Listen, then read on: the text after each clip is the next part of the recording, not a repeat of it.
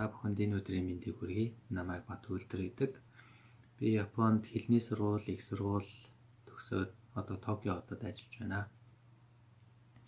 За залуучуудаа зориулаад хэл сурах ямар ач холбогдолтой вэ? Тэ? Юун дээр анхаарах хэрэгтэй вэ гэдэг талаар өөрийнхөө туршлагаасаа өөрийнхөө бодлоо хуваалцъя гэж бодлоо. За яриа маань бол амархан тэ нуршихгүй товчхон яриад явчих гэж бодсон. Нэг хэдхэн сэдвээр Японы хэлний талаар, тэгээд англи хэлний талаар, тэгээд хэл сурснаар ямар ач холбогдолтой вэ гэж. Тэгээд энэ тухайд та бүхэндээ өөрийнхөө бодлоо хуваалцъя. За Японы хэл гэдэг бол маш хэцүү хэл. Монголчууд болон хан зүсэггүй тийм орны хүмүүст болохоор Японы хирогана, катаганыг сурчлаа дараа нь хан зэнгүүд нэлээд жоохон хэцүү байдаг. За сонирхолтой бол 1-500 хан зэг бол ерөнхийдөө чэйжилждэг. Дараа нь 500-аас дээшээ хан зэг чэйжлэхээр яагаад ч юм ерөөсө тогтоодгүй тийм үе байдаг. Энэ болохоор надад тохиолдож байсан, бас манай найзууд бас тохиолдож байсан. Оюутны амьдрал бол маш завгүй, цагийн ажлыг хэрэгтэй, хаагур хизээ хэл хан зүсгнүүдийн чэйжлээд хизээ нь тэр ярианы үгээ чэйжлээд хирогана катагана марцчлгүй тэгээд ашиглаад явах бай гэж маш ер нь бол завгүйтэй. Гэхдээ ерөөсөө шантралгүй чэйжлэх заавал чэйжлээрээ. Хамт сурч байсан Япон хүүхдүүд эсвэл гадаад хүмүүс яг бүгдээрээ ижилхэн цагаан цамц, занга, пижак, костюм ингээд бүгдээрээ яг ижилхэн хэвлэлцэн юм шиг бүгд яг ижилхэн болчтой байхгүй юу?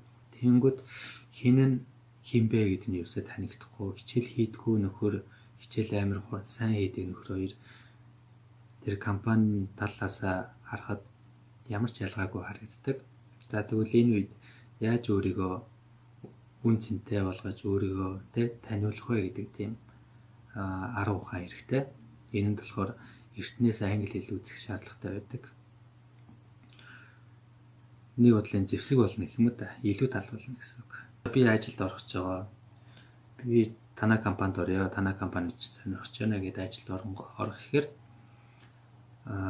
за Японы хэлэндээ та сайн юм байна. За Японы хэл сайн ч гэсэн Японы хэлнээс ерөөсөд авахгүй байхгүй юу? Тийм болохоор илүү тал юу болох вэ гэхээр би монгол хэл сайн мэднэ. Монгол хэл сайн мэднэ. За тэгвэл нөгөө компани Монголтой хэрвээ харилцаатай компани байж чадах юм бол энэ бол маш хэрэгтэй. Харин Монголын талаар ямар ч ойлголтгүй компани байх юм бол энэ жоохон асуудалтай. Цаашаа явахд нэлээд хэцүү. Бас энэ ажлын шалгалтын дээр тэнцэнэ гэдэг бол хэцүү байдаг.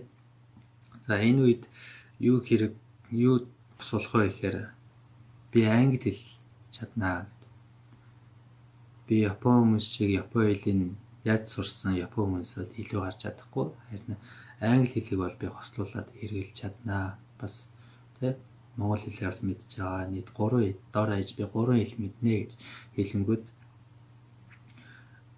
компаниуд нь нэлээд үнэлдэг. Тэгээд ажил авах магадлал бол нэлээд өндөр болдог. Бас гадаад хүн болохоор нөгөө гадаад хүмүүстэй ингээд харилцах чадвар өндөр гэдэг угаасаа тийм статус байдаг болохоор тэрэн дээр англи хэл нэмээд өгчих юм бол ямар ч үед энэ хүн сайн боломжоор ажиллаад явах боломжтой болох юм байна гэдэг тийм тэр компаниудад мессеж болж өгдөө. За сургуульд орох, ажилд орох энээсээ гадна за хэл ямар ач холбогдолтой вэ гэхээр сурснараа ганцхан сургуульд орох, сургуулийн шалгалтын сайн хөөх эсвэл гайгүй ажилд орчих тийм боломжийг хангахын тулд гэвэл тийм биш. Гадаад энэс бүр илүү том бүхэл бүтэн өөрийгөө нээж өгөх тийм өөрийнхөө орчноо бүрдүүлэх, өөрийнхөө амьдралаа эхлэх тийм гараа болж өгдөг. Японы хэл мэддэг болчлоо, англи хэл мэддэг болчлоо, бас монгол өөрийнхөө хэлээ мэднэ гэдэг нь нөгөө талаас арай жоохон өөр өнцгөөс хараад үзэх юм бол Монголд юу болж байгааг мэдж байна. Японд юу болж байгааг мэдж байна. Тэ? Бас англи хэллийг хэрэглэдэг англи хэлтэй орнуудаар тэ ямар мэдээлэл төгж байна. Ямар гоё сайхан мэдээллүүд, хэрэгтэй мэдээллүүд байна гэдгийг мэдэх боломж мэдээллүүдийн интернетээр одоо ороод хэрэгтэй мэдээлэлтэй төвгээд уншчих тийм боломжтой.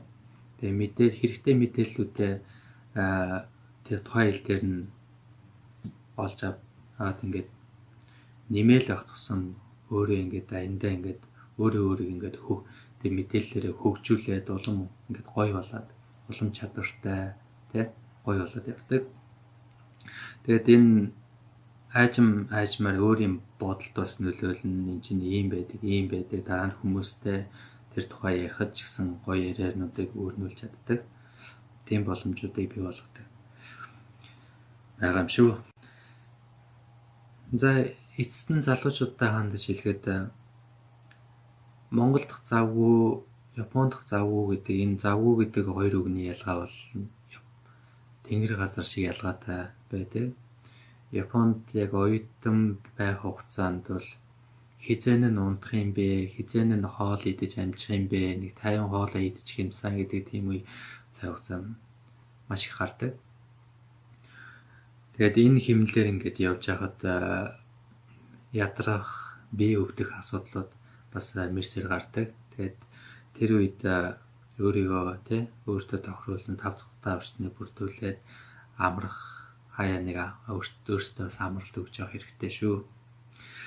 Тэгээд намайг ирж явах үедээ харьцуулах юм бол, ирсэн үедээ харьцуулах юм бол одоо бол монголчууд маань залуучууд их болсон байна. Тэгээд сайхан үйл ажиллагаануудыг мундаг залуучууд хийж байгаа. Гоё ивентүүдийг хийж байгаа. Тэгээд тэрэнд нь оролцож мэдээлэлээ тэднээс зөвлөгөө авч бас өөрсдөө ийм байна, зөвөө буруу юу, энийг яавал дээр вэ гэдэг байнга ярилцж байгаарай. Монгол хүмүүстэйгээ залуучуудтайгаа ойр дотн байж мэдээллийг бас хуваалцаарай. Тэгээ хажуугаар нь Япон найз нартай болоорой. Бас гадаад найз нартай бас болоорой. Энийг зөвлөх байна. Тэгээд та бүхэндээ амжилт хүсье та.